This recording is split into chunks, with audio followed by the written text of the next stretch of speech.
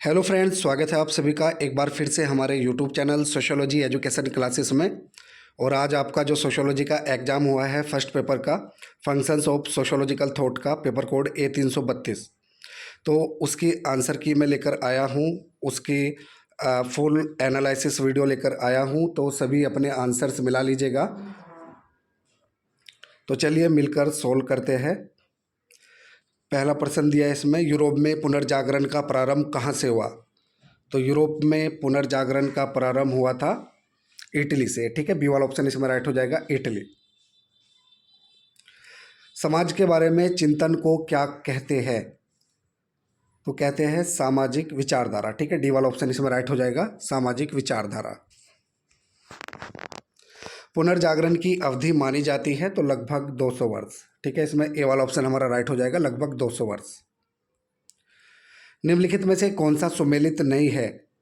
तो इसमें मोंटेस्क्यू 1789 ये सुमेलित नहीं है। ठीक है, मोंटेस्क्यू का जो जन्म हुआ था वो था 1689 में, तो ये इसमें गलत है। ठीक है, 1689 में जन्म हुआ था मोंटेस्क्यू का। प्रोटेस्टेंट विद्रोह क्या था? तो चर्च की रूढ़िवादी विचारधारा के प्रति विरोध। ठीक है, सी वाला ऑप्शन इसमें राइट हो जाएगा, चर्च की रूढ़िवादी विचारधारा के प्रति विरोध। कौन सा काल भारतीय समाज का उत्कृष्ट काल रहा? तो वैदिक काल, ए वाला ऑप्शन इसमें राइट हो जाएगा। सभी अपने आंसर्स मिलाते रहिएगा और कमेंट बॉक्स में ज़रूर बताइएगा आपके कितने आंसर सही गए हैं, कितना स्कोर बना है, कितने मार्क्स आपके बने हैं। तो सभी कमेंट्स करके ज़रूर बताइएगा। व्हाट इज़ सोशियोलॉजी पुस्तक किसने लिखी? तो व्हाट इज़ सोशियोलॉजी पुस्तक है एलेक्स इंग्लिश की, इसमें सी वाला ऑप्शन हमारा सही हो जाएगा। फ्रांस की क्रांति का संबंध किस मूल्य से है? तो स्वतंत्रता, समानता, बंधुत्व।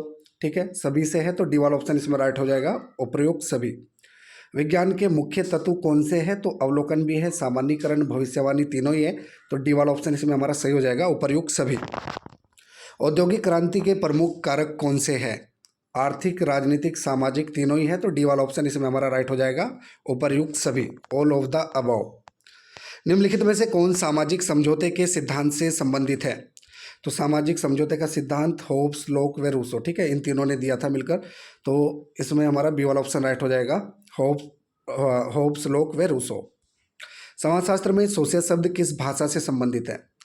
तो जो सोशियस शब्द है वो लैटिन भाषा से संबंधित है। ठीक है, लैटिन भाषा से लिया गया है, तो बी वाला ऑप्शन इसमें राइट हो जाएगा। फ्रांस में कौन सा दिन स्वतंत्रता दिवस के रूप में मनाया जाता है? तो 14 जुलाई 1789। ठीक है, तो इसमें ए वाला ऑप्शन हमारा राइट हो जाएगा, 14 जुलाई 1789 को फ्रांस में स्वतंत्रता दिवस के रूप में मनाया जाता है, तो ए वाला ऑप्शन इसमें राइट हो जाएगा। फ्रांस की क्रांति किस वर्ष में हुई थी? तो फ्रांस की क्रांति हुई थी 1789 में, बी वाला ऑप्शन इसमें बिल्कुल सही हो जाएगा। निम्नलिखित में से कौन सा यूरोपीय देश औद्योगिक क्रांति से संबंधित है? तो औद्योगिक क्रांति से संबंधित है इसमें इंग्लैंड। ठीक है, सी वाला ऑप्शन हमारा राइट हो जाएगा, इंग्लैंड। निम्नलिखित को सम्मिलित कीजिए। तो फ्रांस की राज्य क्रांति कब हुई थी? 1789 में, और समाजशास्त्र का जन्म 1838 में। ठीक है, और औद्योगिक क्रांति 1750 में, और भारत में समाजशास्त्र का अध्ययन का प्रारंभ हुआ था 1919 में। ठीक है, बम्बई विश्वविद्यालय में सबसे पहले समाजशास्त्र पढ़ाया गया था पैट्रिक गिट्स के नेतृत्व में। अगला प्रश्न है, यह कथन किसका है कि वास्तविक जगत का निर्माण विचारों से होता है? तो ये हीगल का है। ठीक है, बी वाला ऑप्शन इसमें राइट हो जाएगा, हीगल। निम्नलिखित में से किस दशा को इंग्लैंड की औद्योगिक क्रांति का आधार माना जाता है? तो इसमें हो जाएगा खनिज भंडारों की प्रचुरता। यूरोप में समाजशास्त्र का उद्भव किस दशा का परिणाम है? तो इसमें हमारा हो जाएगा सामंतवादी व्यवस्था। ठीक है, डी वाला ऑप्शन इसमें राइट हो जाएगा, सामंतवादी व्यवस्था। फ्रांस में समाजशास्त्र के उद्भव और विकास में किसने योगदान दिया? तो इसमें दुर्खिम हो जाएगा। ठीक है, डी वाला ऑप्शन हमारा राइट हो जाएगा, दुर्खिम।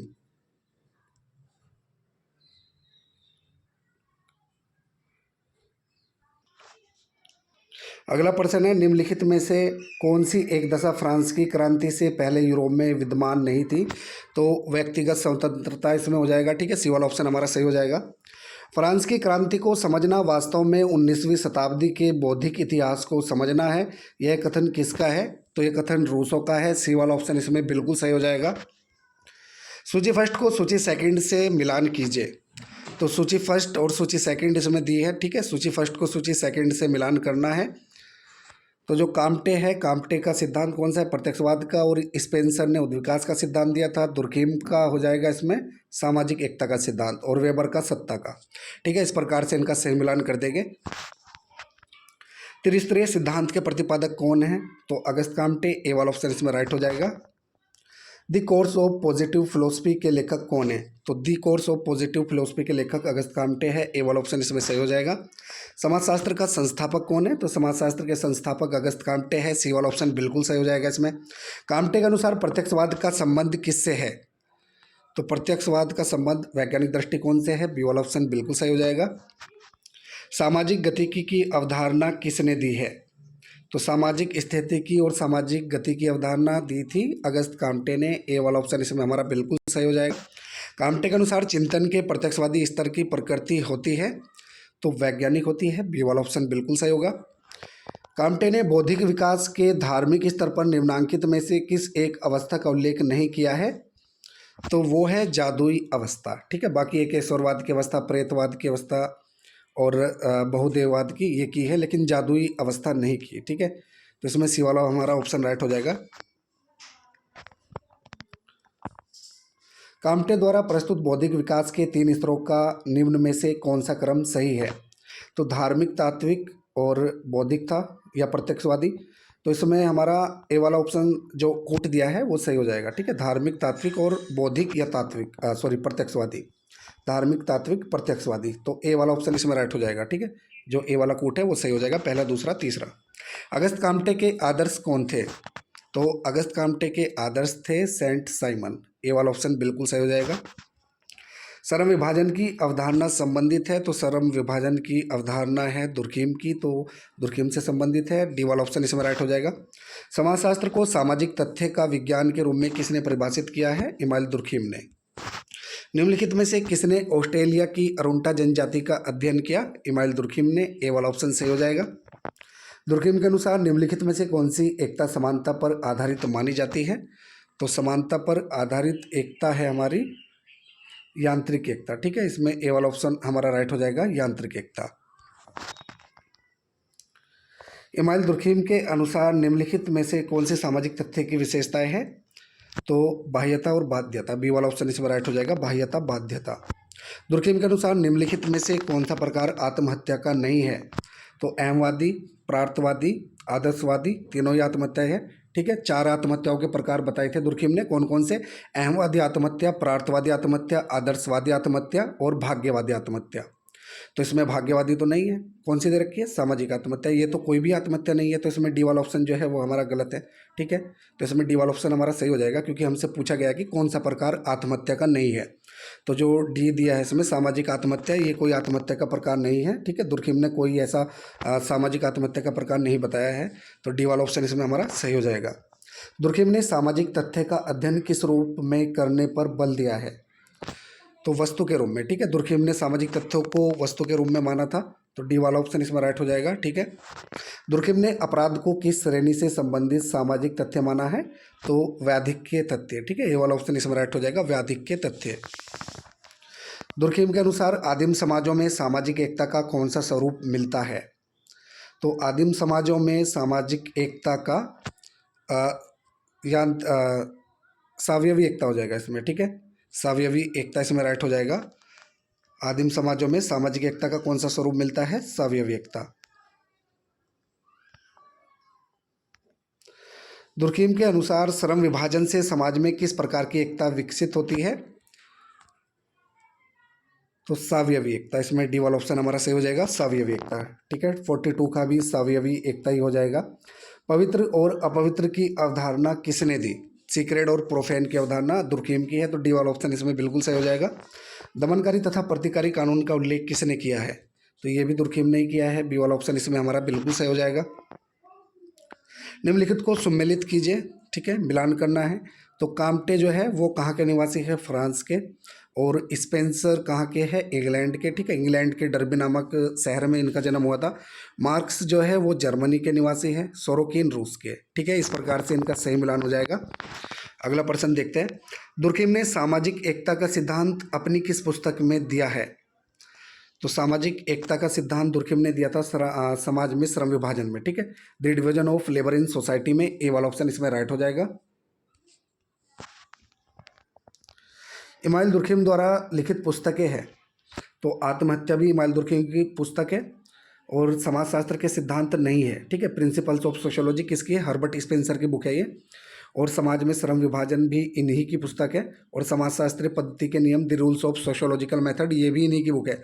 लेकिन जो इसमें दी है हमारी समाजशास्त्र के सिद्धांत यानी कि प्रिंसिपल्स ऑफ सोशियोलॉजी, ये किसकी बुक है? हर्बर्ट स्पेंसर की, ठीक है। ये हर्बर्ट स्पेंसर की बुक है, समाजशास्त्र के सिद्धांत, principles of sociology.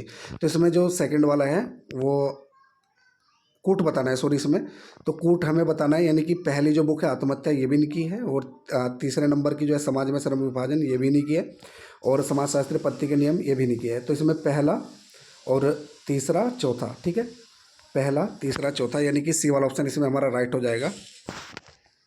Herbert Spencer ने किस आधार पर समाज का वर्गीकरण किया है? तो सरलता से जटिलता, इसमें हमारा ए वाला ऑप्शन राइट हो जाएगा, सरलता से जटिलता। स्पेंसर ने किस नियम को मानव समाज पर लागू किया?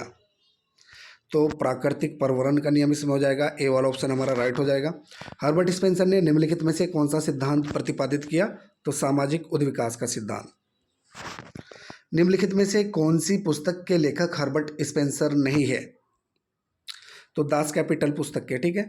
और पुस्तक देखने की भी हमें ज़रूरत नहीं है, क्योंकि हमें पता है दास कैपिटल कार्ल मार्क्स की बुक है, ठीक है, जो समाजवादियों के लिए बाइबिल के समान है।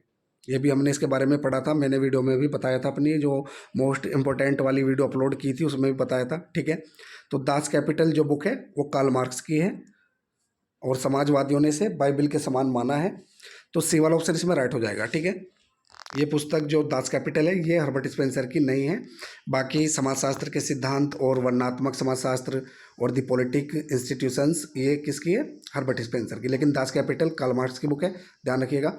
सामाजिक डार्विनवाद का संबंध किस विचारक से है? तो सामाजिक डार्विनवाद के रूप में हर्बर्ट स्पेंसर को जाना जाता है, सी वाला ऑप्शन इसमें राइट हो जाएगा हमारा। किस पुस्तक में डार्विन ने उद्विकास की अवधारणा प्रस्तुत की है? तो दी ओरिजिन ऑफ स्पेसीज में, ठीक है। The origin of species book में डार्विन ने उद्विकास की अवधारणा प्रस्तुत की थी और इन्हीं के विचारों से प्रभावित होकर इस बुक से बहुत ही प्रभावित थे कौन? Herbert Spencer. तो हर्बर्ट स्पेंसर ने फिर अवधारणा दी थी सामाजिक उद्विकास की। जो उद्विकास का सिद्धांत है वो समाज पर लागू किया था इन्होंने, ठीक है। हर्बर्ट स्पेंसर ने समाज पर लागू किया था। तो इसमें ए वाला ऑप्शन हमारा राइट हो जाएगा, दी ओरिजिन ऑफ स्पेसीज, ठीक है। समाज और सावयव का विकास अनेक द्वारा होता है। समाज और सावयव का विकास अनेक समाजों द्वारा होता है, ठीक है। इसमें सी वाला ऑप्शन हमारा राइट हो जाएगा, समाज और सावयव का विकास अनेक समाजों द्वारा होता है।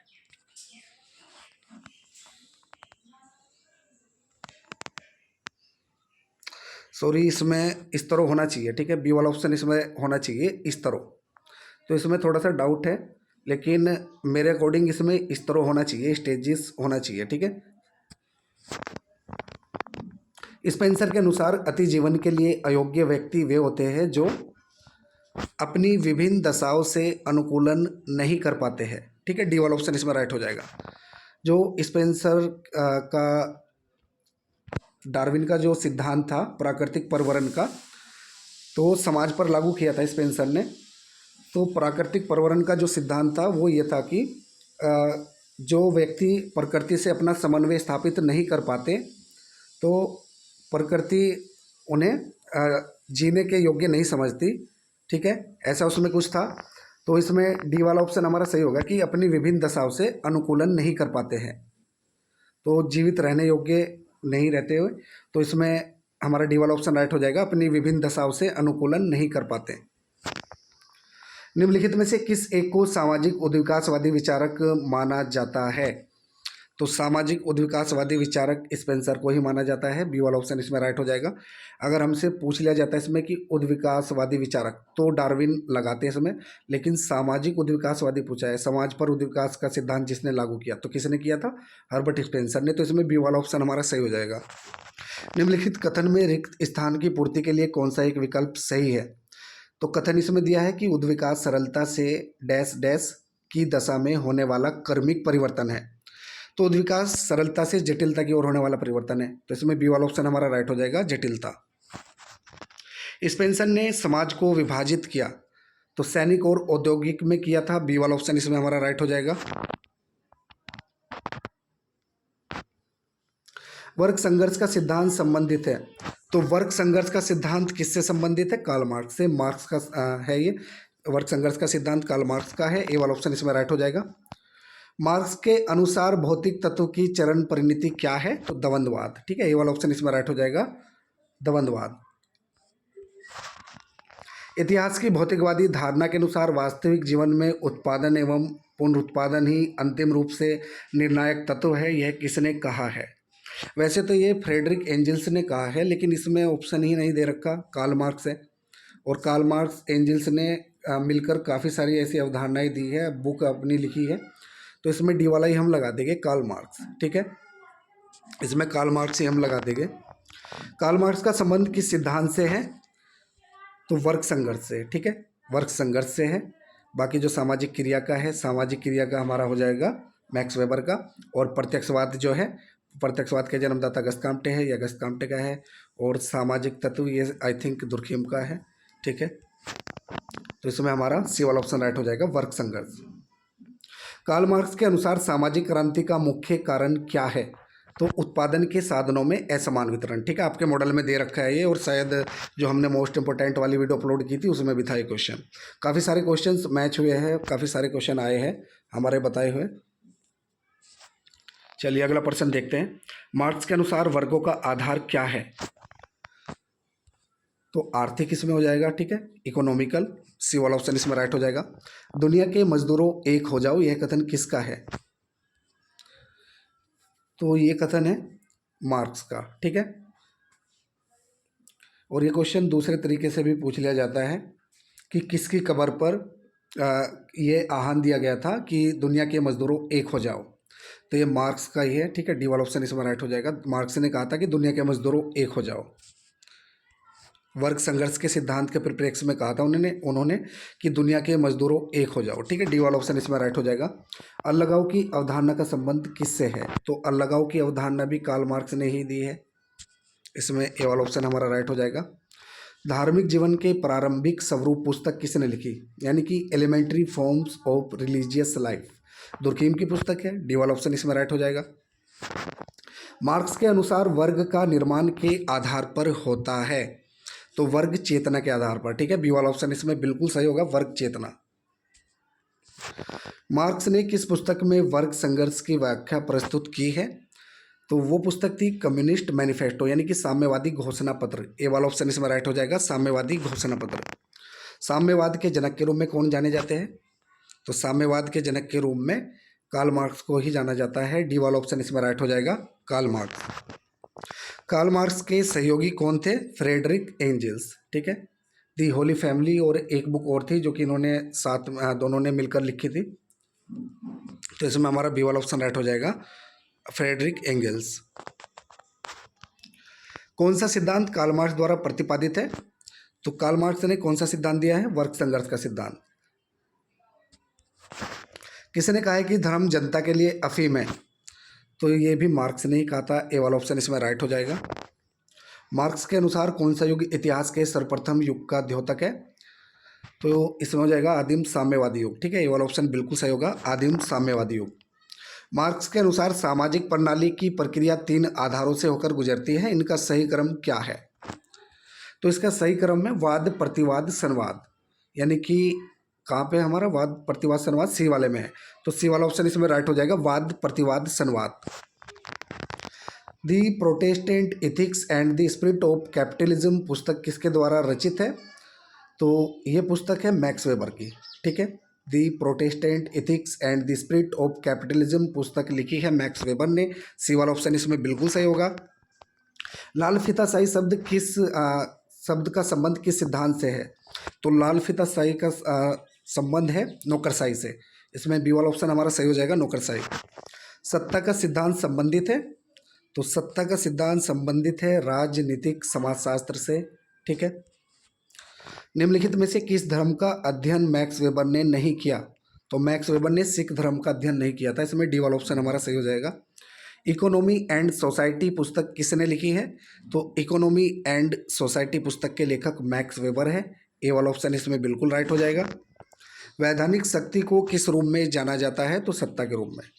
देखिए ये क्वेश्चन थोड़ा सा बदल के दे दिया हमारे मॉडल में, और जो मैंने आपको मोस्ट इंपोर्टेंट वाली वीडियो जो अपलोड की थी उसमें क्या पढ़ाया था कि जब सत्ता वैधानिक हो जाती है तो जानी जाती है, किस रूप में जानी जाती है? जब शक्ति वैधानिक हो जाती है तो वो सत्ता के रूप में जानी जाती है। और इसमें क्या दिया इन्होंने कि वैधानिक शक्ति को किस रूप में जाना जाता है? तो सत्ता के रूप में।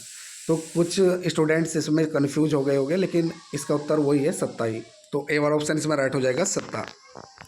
निम्नलिखित में से कौन सा सिद्धांत मैक्स वेबर से संबंधित नहीं है? तो मैक्स वेबर का सामाजिक क्रिया का सिद्धांत भी है, नौकरशाही का भी है और सत्ता का भी है, लेकिन सामाजिक तथ्य का नहीं है। सामाजिक तथ्य का सिद्धांत किसने दिया? सोशल फैक्ट्स का दुर्खिम ने, ठीक है, इमाइल दुर्खिम ने। यह दुर्खिम का सिद्धांत है। अगला प्रश्न है 83 क्वेश्चन नंबर, आदर्श प्रारूप की अवधारणा किसने प्रतिपादित की? तो आदर्श प्रारूप की अवधारणा भी मैक्स वेबर ने दी थी। सी वाला ऑप्शन इसमें बिल्कुल सही हो जाएगा। वेबर के अनुसार निम्नलिखित में से सामाजिक क्रिया को समझने की विधि कौन सी नहीं है? तो इसमें तर्काश्रित विधि है और क्षेत्रीय विधि दी है और गणिताश्रित विधि है और व्याख्यात्मक विधि है। तो इसमें हमारा जो बी वाला है क्षेत्रीय विधि, ये नहीं है इसमें, ठीक है। तो बी वाला ऑप्शन इसमें राइट हो जाएगा, क्षेत्रीय विधि। इंजीनियर द्वारा पुल का निर्माण और व्याख्यात्मक विधि दी है। एक क्वेश्चन भी बनता है कि व्याख्यात्मक समाजशास्त्र के जनक कौन है? तो व्याख्यात्मक समाजशास्त्र के जनक मैक्स वेबर ही है, ठीक है। तो ये भी हमारा सही है और ये भी सही है, ये भी सही है, लेकिन जो क्षेत्रीय विधि है ये नहीं दी थी इन्होंने। तो बी वाला ऑप्शन इसमें राइट होगा, ठीक है। व्याख्यात्मक समाजशास्त्र के रूप में जाना जाता है मैक्स वेबर को। इंजीनियर द्वारा पुल का निर्माण है मैक्स वेबर।